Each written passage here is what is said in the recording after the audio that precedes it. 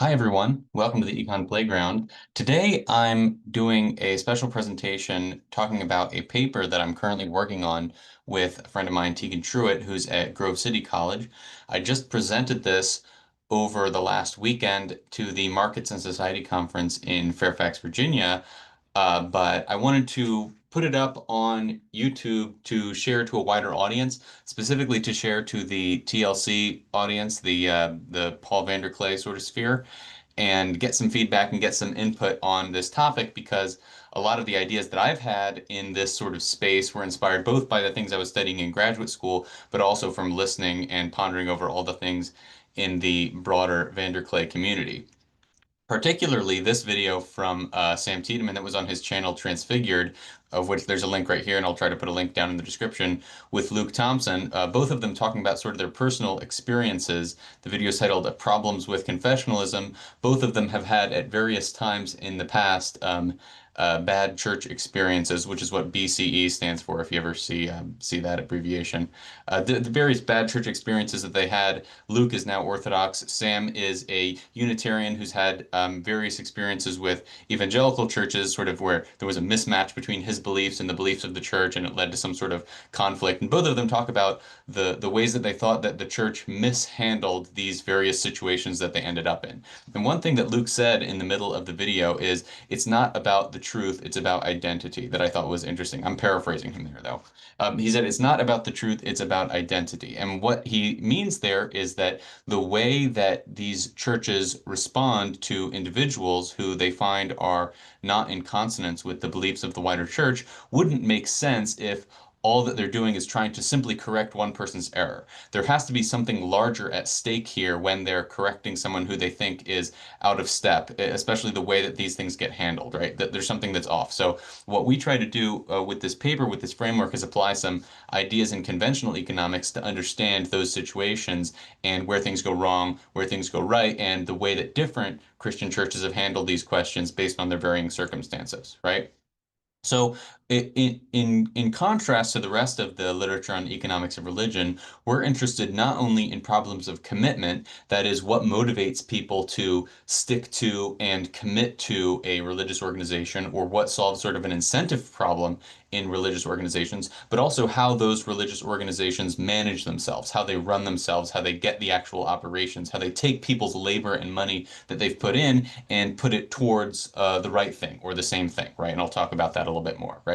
But obviously, the way that churches govern themselves has changed, sort of the leadership structure or the protocols or whatever else you might want to call it, has changed across time and place. And we have some theories about how those shifts are actually responses to things in their environment, right? That we can sort of try to understand and maybe even predict to some degree, right? And then what I'll do is go through three particular transitions in history, and then in this presentation I've added a few extra bells and whistles to talk about things in the TLC community. But then three transitions sort of from one governance structure to another throughout Christian history, right? So this is a lot of the literature that we're building on is the people in the economics of organization. So if you're familiar with any of these papers, you'll get a lot out of it, but also interacting it with stuff from the economics of religion and the unique aspects of religious institutions, both how they run themselves internally or how they motivate their operations internally, but also how they interact with politics, etc. Right? So the first task, which is what most of the economics of religion has focused on, specifically following the Yannacone sacrifice and stigma sort of model, is wondering whether or not people are going to commit themselves to a religious organization. That is, so each individual is trying to maximize their utility function, and two things go into their utility function: their consumption of religious goods and religious activities, that is the R here, and their consumption of secular activities, that is the S, right? But the value of this religious activity is dependent on the contributions of other people, right? So the church that I go to is not worth going to unless other people are also going there, right? So that's what this R bar term represents here, right? And R bar is the average contribution to the religious community, or the average production slash consumption of religion by all other members of the community, right? So what this does is it accidentally creates a positive externality slash free rider problem, right? In that I'm only willing to go to a church if I know that other people are going there and it'll raise the value of that church to me. But I would want other people to commit more so that I can sort of free ride on other people's activities in the church. So I want everyone else to bring things to the potluck. So if I don't bring something, then I can just take advantage of it, right? And when you have that kind of problem, there's a potential collapse of people wanting to commit, right? There's no one has the incentive to be the first mover, to be the one that brings everything to the potluck so that everyone else does, because then everyone would free ride on them, right? And so the way that the Yannacone 92 model sort of solves this is by saying, well, in order for someone to join the club, we might have some extra rule that in order to join the club, they need to give up some other part of their secular consumption, right? They need to take voluntarily some sort of tax on their own consumption of secular goods in order to be permitted into the club. And that sort of overcomes the free rider problem by two different means, right?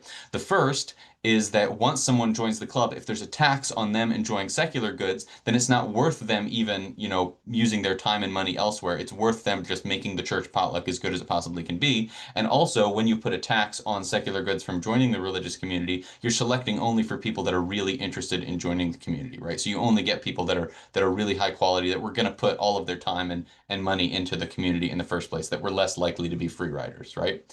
And so that in and of itself is an interesting model and has generated a lot of interesting theories and predictions about churches, right? But what I'm focused on is this second task. So first you have to ask the question, are we all going to do it? Are we all on board with this community? But then the second task is, what are we going to do as a religious community, right? If I am 100% committed to the community, but I produce one religious good, R1, and someone else produces another religious good, R3, then we've both committed all of our time and money to something, but to two things that don't match each other, and so we might end up producing nothing, right? We might end up running our heads into each other, right? So in order to make sure that it's worth it to join this community, we not only all need to commit to it, but we also need to coordinate around exactly what do we mean when we say that we're committing ourselves to the same community, right? So there's a coordination problem. We both need to pick R1 or R2 or R3 for this to actually get off the ground.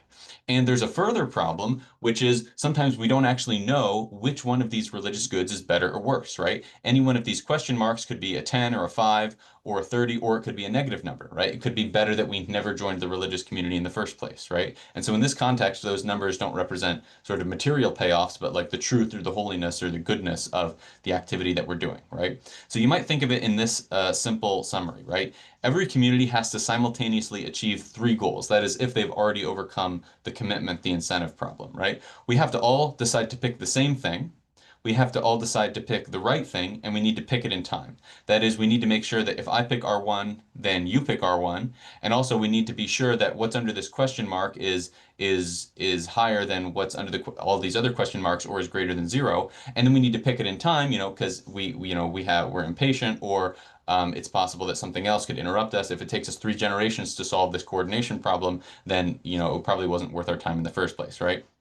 So a contemporary example that many people are familiar with in many different Christian churches right now is the discussions over same-sex marriages, right? So we need to both agree on what a marriage is for this concept of marriage to make sense in the first place, at least within our community, right? But people might, of course, be willing. You can't just flip a coin and say, okay, well, we'll let gay people in if it's heads or not if it's tails, right? These are very weighty decisions. We know that one path is good and one path is bad. It's not just a matter of making sure we coordinate, right? There's a good coordination and there's a bad coordination. So we want to actually investigate the goodness or badness of these things before we actually decide. But we also need to pick in time, right? Because otherwise, if nobody's allowed to get married and nobody has kids, then we die out in a generation, right? So without any other means of solving this problem, the default solution to the coordination problem is a mix of divine intervention, that is God just coming in and giving us an answer to the problem from outside the system, or just people picking one of these R1 through R4 to R infinity that they decide to do what is best in their own eyes and just hoping that the best comes out of it. And that seems like a very, very risky mixed strategy to me. So in truth and in history, we've dealt with, or we've developed many different governance systems to try to deal with these problems. So we're going to unpack these in 3 different sort of dimensions of governance. The first is hierarchy versus rules. That is, when we coordinate, do we have some sort of pre-written code or pre-designated set of ideas that we coordinate around, right? Pre-written things that organize our community. When I join this community, I'm agreeing to follow this set of rules, or is it a hierarchy, right? Is it a leadership? Is it a person appointed to make the decisions for the community and point people in the right direction, right? And so when I join the community, I'm committing to abide by his decisions, right? And then second, when we have a hierarchy like that, we can decide if it's a council versus a dictator, right? How is that community actually organized? Is it one sort of monarchical figure, or is it some sort of discussion or consensus among the entire community, right? So that's another set of decisions we need to make. And then also this classic church versus sect question, which is what I talked about earlier, the way of overcoming the commitment or the free rider problem. A sect is an organization that restricts the members' ability to act with or interact with people outside or consumption opportunities outside of the community in order to get people to commit to the internal community. But that's also going to have some implications for the way that governance works, as I'll talk about in a little bit, right? So first talking about the difference between hierarchy and rules. So rules have a lot of great advantages to them, right? They're consistent, and if they're widely spread and everyone knows what the rules are, then they can't be manipulated. And if we're very confident that these rules are accurate, right, that they're actually pointing us to a good moment of coordination or a good thing that we coordinate around, then we can be very confident to join a community where we know what rules we're committing to and we know what rules everyone else is committing to, right? So, for example, if we commit to something just like the Ten Commandments, if we all have a faith that the Ten Commandments are genuinely divinely inspired, we know that they're pointing us in the right direction, and we know that everyone else is going to be following these, and we can point to someone who's deviating from the rules of our community.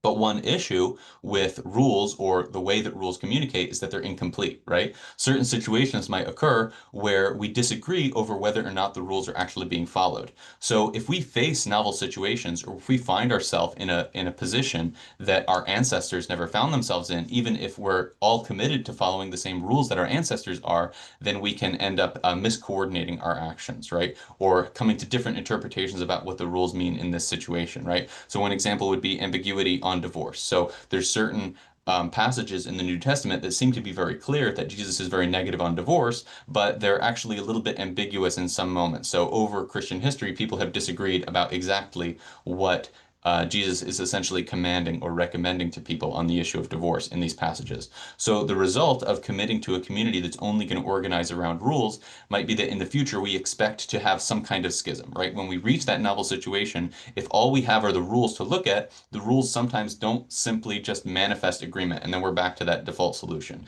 divine intervention, or everyone going in their own way.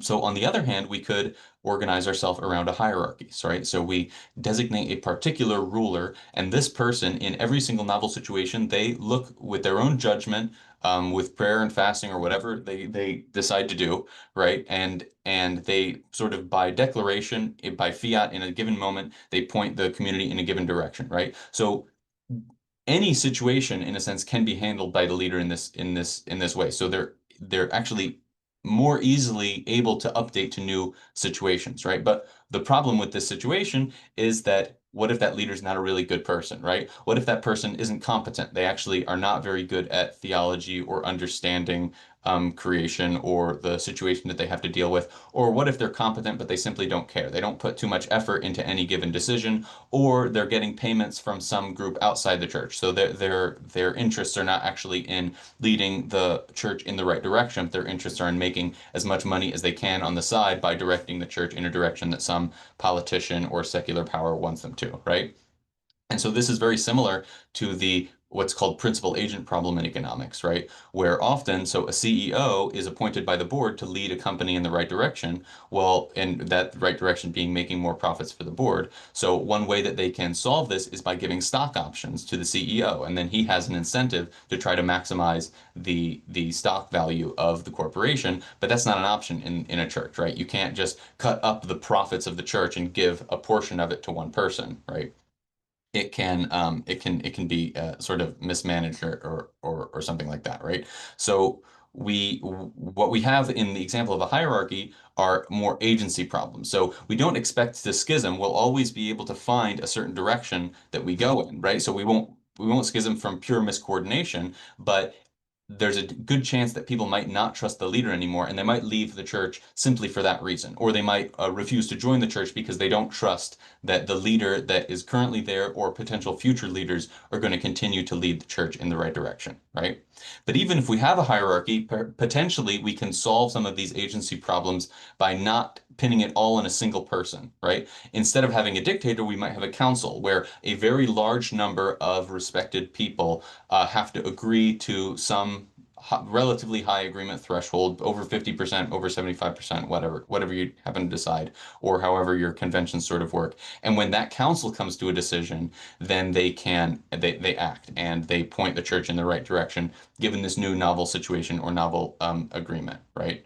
Um, so the dictator is a single individual who's appointed to coordinate this action, and so they can make these decisions relatively easily without all kinds of bureaucracy or or managing or wrangling and things like that. But there's a much higher risk of there being various agency problems that you don't trust their judgment, right? Unless we can somehow measure the quality of their decision, but there's very rare cases in which that's possible. A council, right, is going to take a long time to come to a decision. It's going to be very difficult. There's potential public choice problems, that is, a political wrangling and log rolling and vote selling and things like that inside of a council.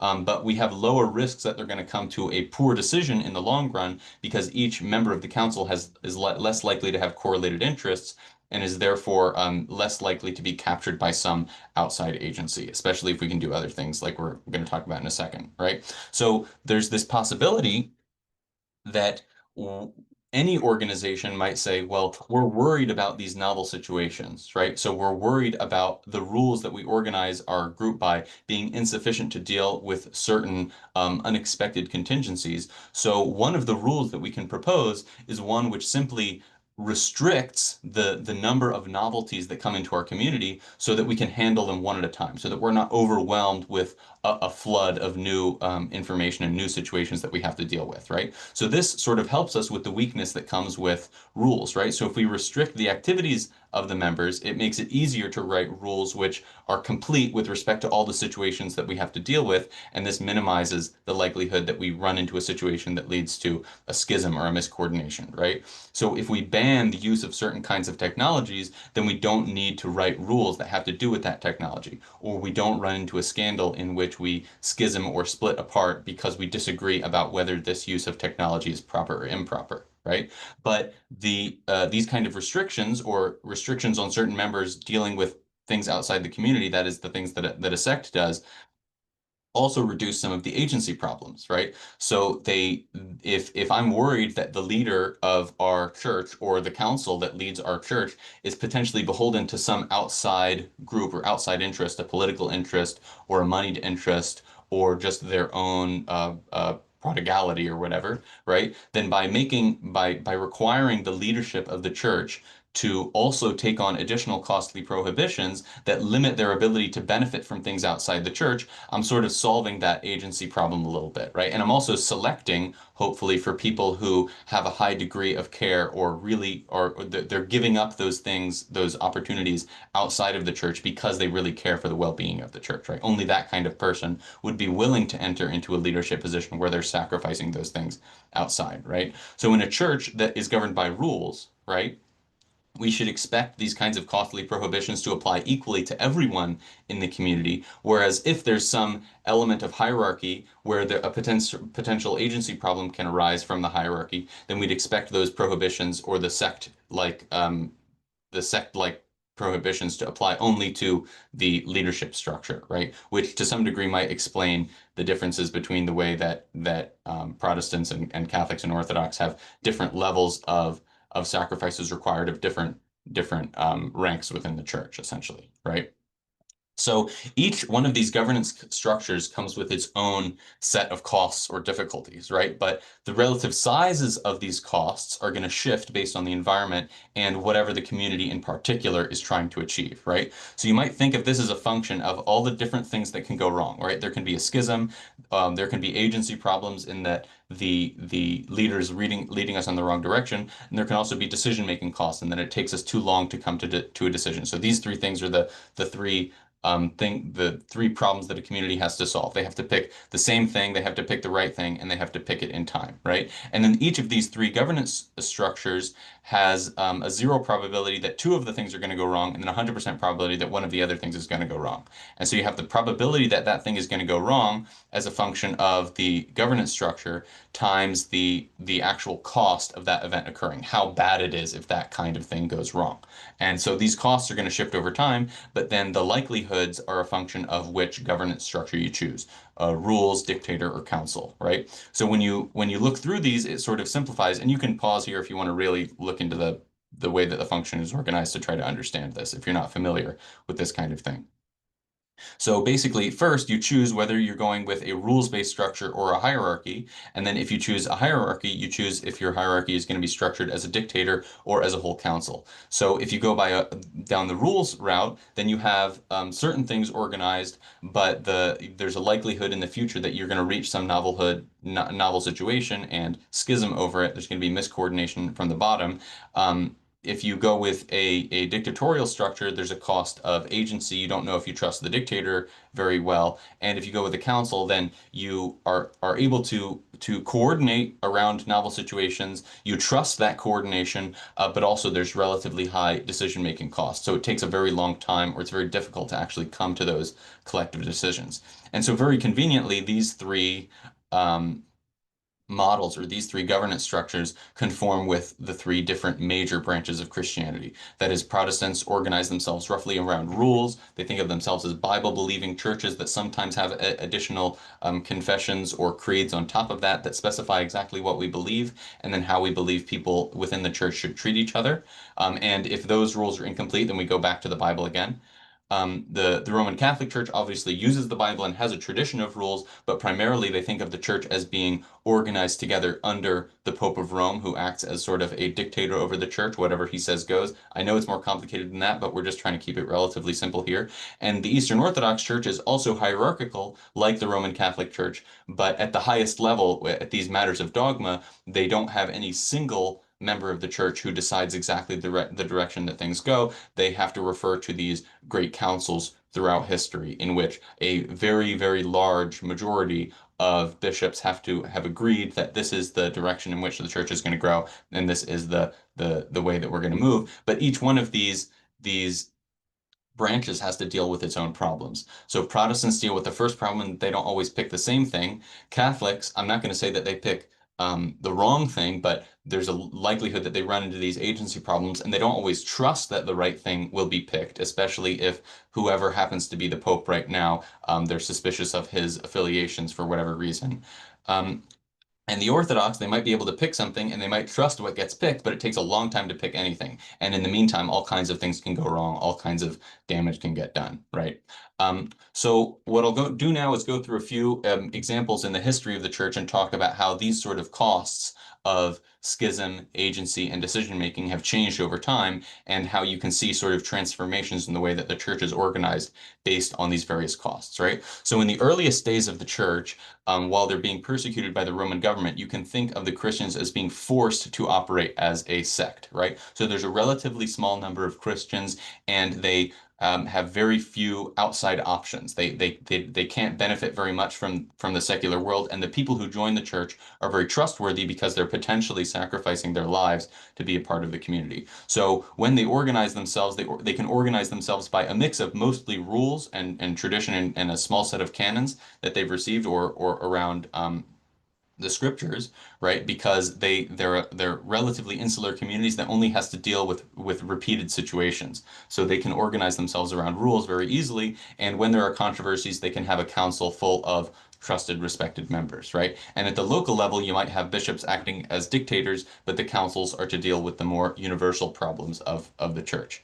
And so this written tradition sort of sufficed for the smaller domain of action that they needed to deal with as a sect in the early Roman Empire, right? But after Constantine, the church grows to massive levels. There's all kinds of people involved in the church that now do have options outside of the church, so you might be suspect of their commitment. And the leadership, both the bishops at local levels, but then also the larger councils that are potentially convoked by the emperors are all suspect and they're subject to agency problems. You don't trust that any given bishop or council is actually has their hearts and their minds sort of fixed on the well-being of the church, but it might be on one of the many different things that's attracting them in the Roman Empire and all of the tantalizing things that have to do with that. So one thing that develops as a response to this is the monastic movement, which is sort of a way of trying to distance oneself or create a subset of the church which distances itself from all of these potential agency costs and problems.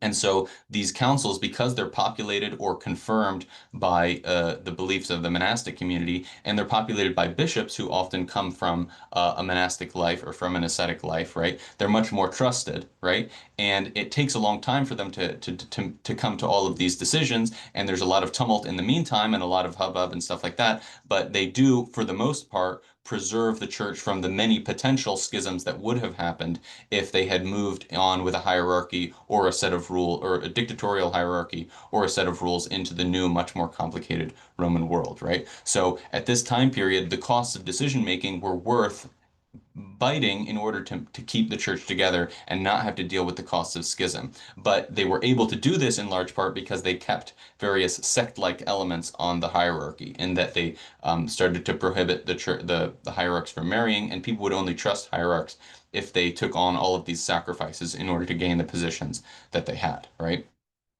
But then, sort of several centuries later, the Eastern and Western churches start to diverge from one another, not only in their theology and in the formal excommunications, but also in the way that the churches govern themselves, right? So the West, as we're more familiar with, or the Roman Catholic Church, starts to develop more of a dictatorial papal model in which the Pope of Rome has sort of a supreme control over the rest of the church. I'm not using the right terms here entirely, but you guys basically get what I'm saying, right? So the West develops a more dictatorial papal model, while the East maintains sort of still the kind of council structure. So the difference here is the decision-making costs are going to be higher in the East, but the risk of the Pope making bad decisions, the agency costs, are going to be higher in the West.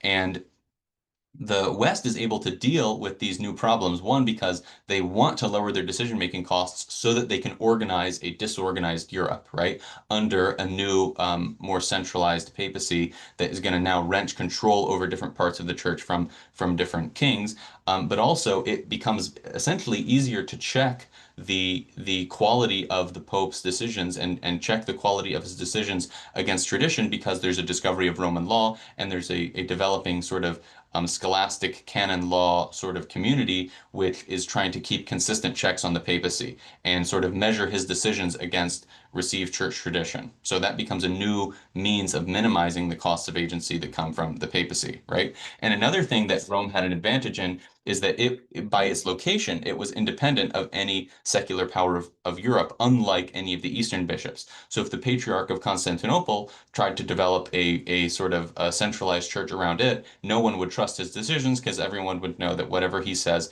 is actually just whatever the Byzantine emperor wanted, right? So the Eastern Church could not have developed a model that's like this.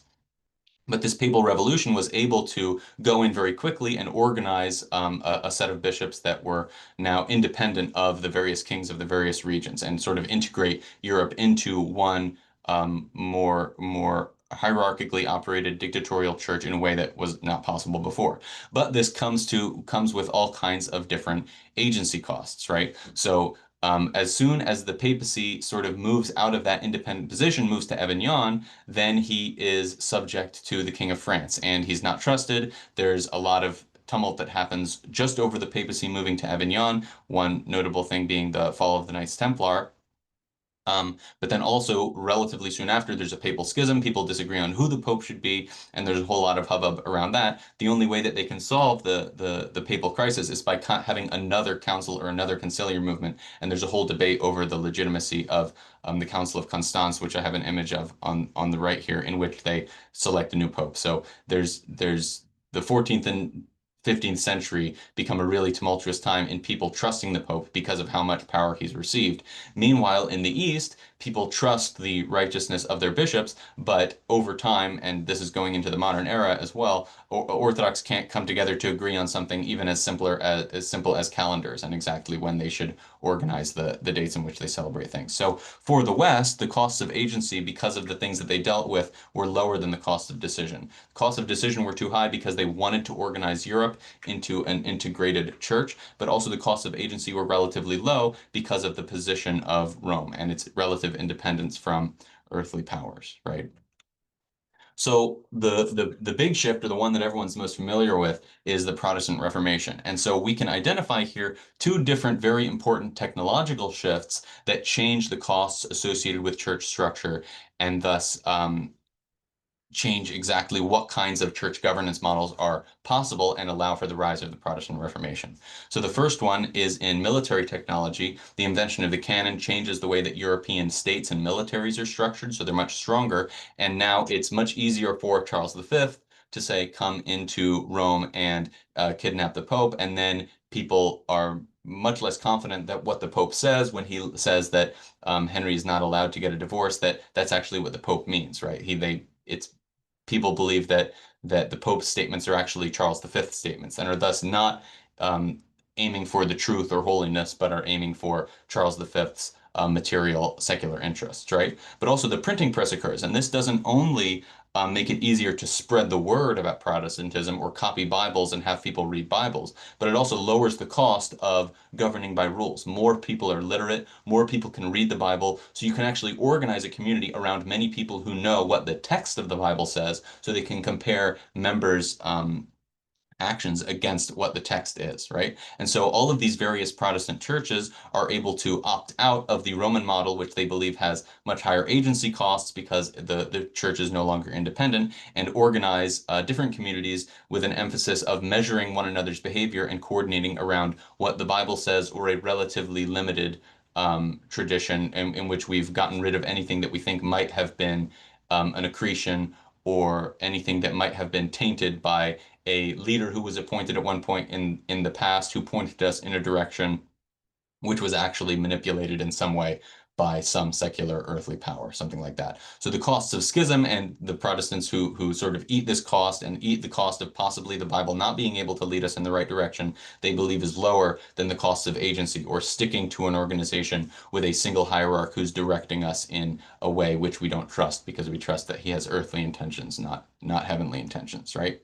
But as you're well aware, all of the different Protestant churches are very different. So one notable exception or strange example that gets even stranger as you go further into history is the Anglican Church. So the early Anglican Church, 16th, 17th century, is ruled by a secular power and is relatively hierarchical, right? Under the Archbishop of Canterbury is if you know is appointed by or is in at least very close cahoots with the King of England, and so the Anglican Church is state sponsored and state run in many ways, right? So this sort of state subsidy and I would say policy support in that the government would enforce in many cases the dictates of the Church of England against anyone who possibly disagreed meant that the Church of England did not update its governance model in line with the new circumstances, right? So you'd want a governance model that's much more based on rules and the Bible in order to check the potential hierarchy that's now being run by the Church of England.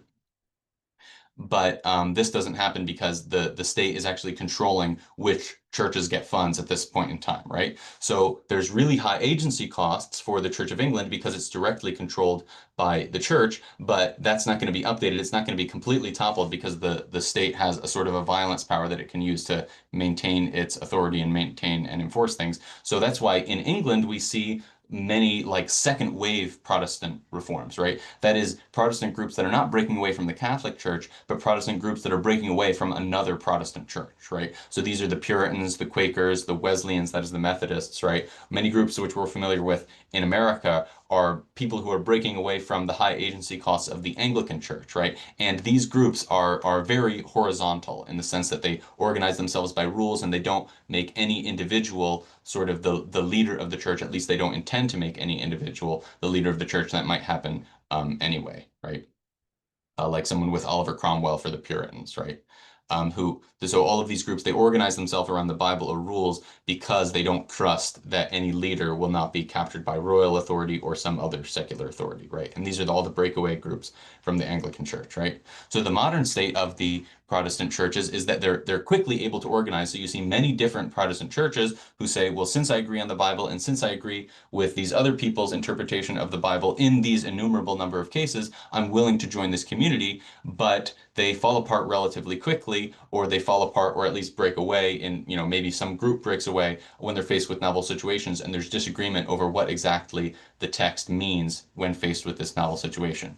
But the sect option helps ameliorate some of these problems. So by limiting the number of novel situations that you need to deal with, the same rules can help the community last much longer. So some of the longest lasting or enduring Protestant groups are groups like the Amish or the Mormons, and these are the most sectarian in the sense that they are prohibiting their members from dealing with the outside world in the most ways. Mormons are a little bit of a strange one on this list because the Mormon Church also obviously operates very hierarchically, right? So this is a relatively simple model, but there's a lot of interesting stuff going around, right?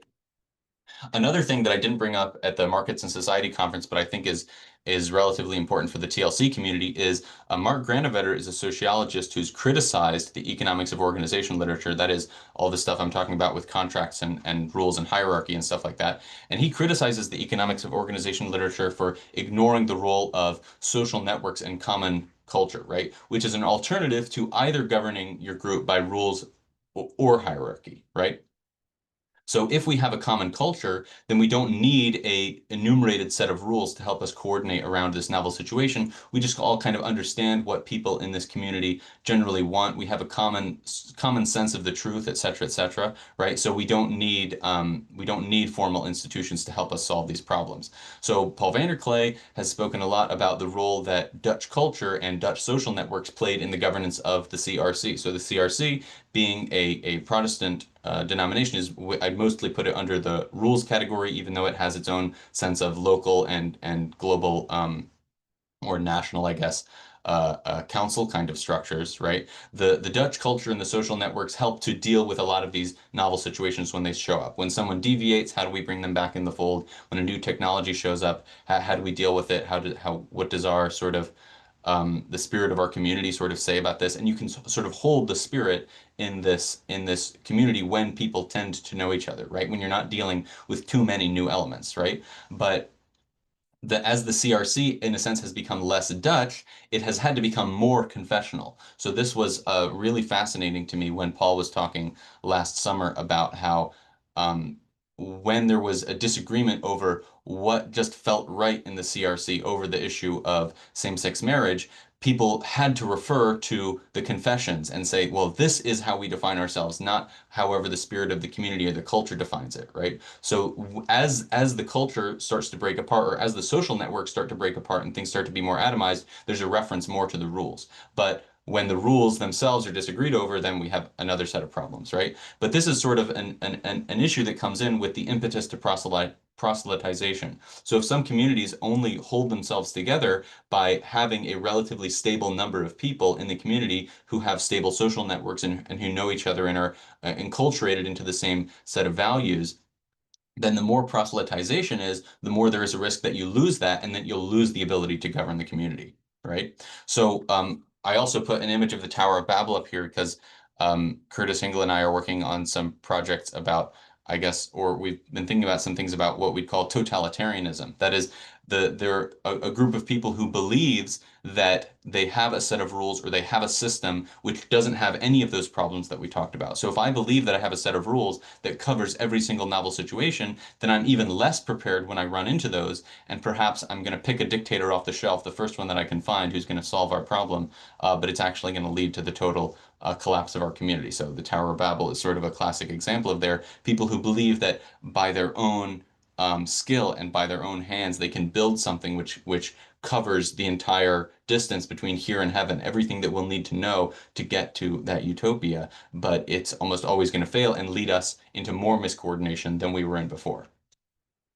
And I also just put this up here because Paul's also been talking recently about John Vervaeke's statements about not using AI at the Midwestern Conference and calling him a fundamentalist. But I think in this framework, it's more proper to call Vervaeke a sectarian, or someone who's thinking, well, we already have many mechanisms in our society for governing our relations with one another, how we come to common decisions, and AI is going to completely change what kinds of situations we run into or what other people think is acceptable or unacceptable. We don't have a common set of expectations about the ethics of this kind of thing. So let's just not deal with it so that we can maintain some kind of order. Let's not risk bringing in this new element. Let's give up the material benefits of AI so that we can maintain governance. Maybe we have small AI labs or experiments or something like that where we can integrate parts of it. But right now, we're going to be Amish with respect to the AI. I'm not sure if that's fundamentalist or sectarian or what the relationship between those two things are, right? So thanks for watching the video. I hope I made some sense.